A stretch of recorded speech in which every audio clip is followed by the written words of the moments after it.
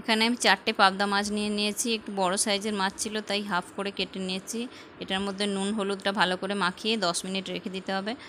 এবার সর্ষে আর পোস্ত নিয়ে নিয়েছি। সর্ষেটা আমি আলাদা করে বাটবো, কারণ সর্ষেটা বেশি ফোটানো যাবে না আর ছেঁকে দিতে হবে, না হলে তেতো হয়ে যাবে। এবার গরম করে নিলাম তেলটাকে ভালো করে, তার মধ্যে একে একে মাছগুলো দিতে থাকবো। হাই ফ্লেমে হালকা করে মাছটা ভেজে নিতে হবে। যারা আমার চ্যানেলে নতুন এসেছেন তারা প্লিজ চ্যানেলটিকে সাবস্ক্রাইব করে দেবেন।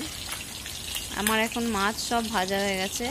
এবার ওই তেলে একে একে কালো জিরে, কাঁচা লঙ্কা, পেঁয়াজ দিয়ে দিলাম।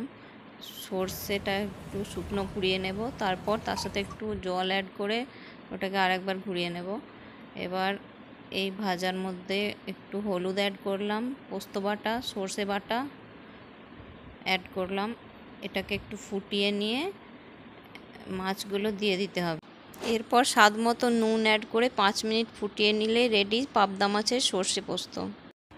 ভিডিওটি ভালো লেগে থাকলে একটা লাইক দিয়ে দেবেন প্লিজ, আর শেয়ার অ্যান্ড সাবস্ক্রাইব করতে ভুলবেন না কিন্তু।